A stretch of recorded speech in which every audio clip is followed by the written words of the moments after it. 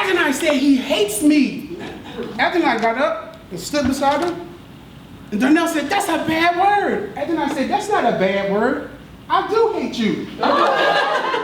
It's all in the video. I can show y'all for real. So I'm like, ooh, that good stuff again. So poor Miss Roxy, she's completely caught off guard. Like, how does one respond to this?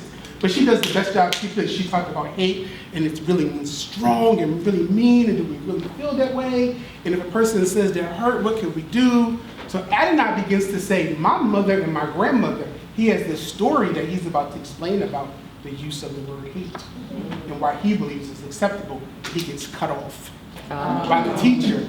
And I'm looking at her like, let him finish. He was about to justify why hate in his mind isn't a bad word, because she pushed him into that. Do we really hate each other? And Darnell said, no. What can we do, Darnell? She said, I want to give him a hug. He gave him a hug. Adonai was there, and I'm like, I still hate you. At 4.5, I still hate you. And I really wanted her to unpack, like, what does he understand about this word that he doesn't and that you don't, but it was shut down. That is the real curriculum. And of course, I brought it up in the coaching meeting after we watched the video. And again, they got stuck. They got stuck because to them, that isn't the curriculum. You know what the curriculum is? You all know how to write, say your name. You all can count to 50 in this class. Right, shapes. All of these things that we say are academic, you all can do that because that is the litmus test for our success. When you leave here and go to kindergarten, the kindergarten teachers rave about children who come from this school. And I always say, but have y'all tracked them? So when they get to 2nd grade, do they all have A's and B's, or are they in the principal's office getting suspended? Right. Since the fact that I can write my name does not mean that you've helped me to self-regulate. That's right. Which is actually the bigger goal for little kids. So you're going to come up against all of these things in coaching that won't make sense, that catch you off guard. But consistency, Melanie, is the other part, is what I wanted to get to before we go to break. The children will often tell if this is happening every day or if it's happening because you're here. They'll often tell. And if they don't tell, I simply say, y'all did this yesterday? And the kids look at me and say, y'all didn't do this yesterday? And they'll say, no, Mr. Sean, we didn't do this yesterday. You know, kids get real loud. And the teachers look at me. You told on me, but it's okay, because I needed to know if y'all did this, because it seems odd to me. Because all the kids are looking at the teacher like, where did we? Oh, we're doing this?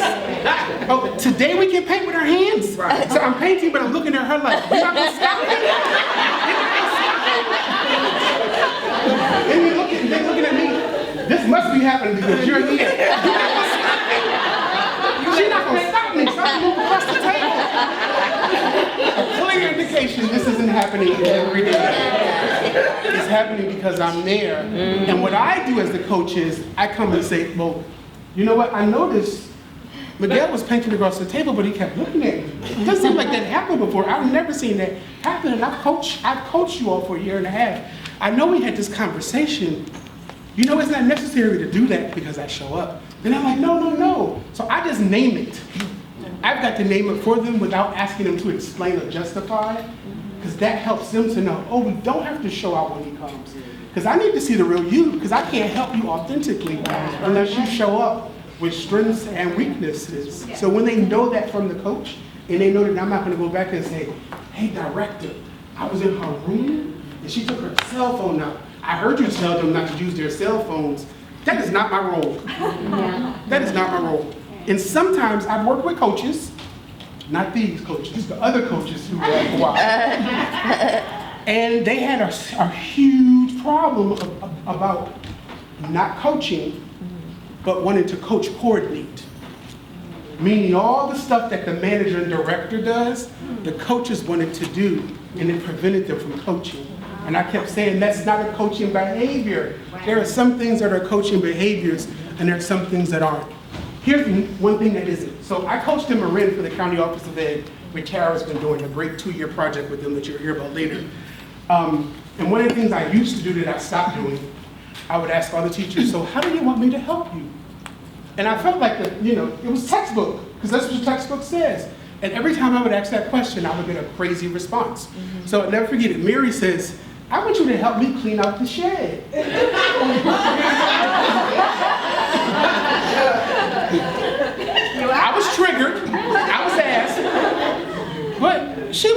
I'm black. I'm not the help. So culturally, and we're gonna get at this, I was triggered, she had no idea. The last thing I'm gonna do is help you clean out the Day1 shed. All the education I got, I'm coming to clean out the shed? Girl, you tripping. So when I got myself together, I walked out of our room and said, I'll be back. I had to go outside and call my mother. I said, Mom, this woman just asked me to help her clean up. What does she think I am? So I had to collect my thoughts. I came back in and I said, Mary, okay, let's talk about what coaching is again. Because she was under the impression that my role was to come help do all of that. Eckers is coming. That is not the coach's job. Doesn't mean I'm beyond cleaning out the shed. Because that's anybody that was with me when I was assistant director. I would clean up the shed in a heartbeat because I'm anal retentive and everything needs to be in order. They would hate to see me coming. They would. So I'm not above that. It wasn't a coaching behavior. Luckily, I was able to bring that conversation to the coaching collaborative at the county and realize that we all felt differently about it. Some of my colleagues were saying, I'm going to put on my shirt and my jeans and tell her I'll come on the weekend and I'll bring my son and we'll clean out that shed. And she was thinking, I'm going to do this to what? Build relationship with her. Now, I never said Mary's race to the team.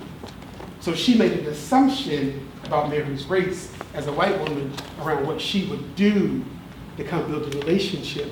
Let me tell you, cleaning out a shed is not relationship building. It isn't. That's that teacher saying, I got you to clean that thing up. The director's been asking me for 2 years to clean that shed out. Your dumbass just did it. That's literally what they're going to say to themselves. It's not a coaching behavior. So be mindful that it's okay and necessary to say no to some requests when you're asked. I had a coaching contract with a very large program. When they hired me, the HR person said, here's your file, keep it in your bag.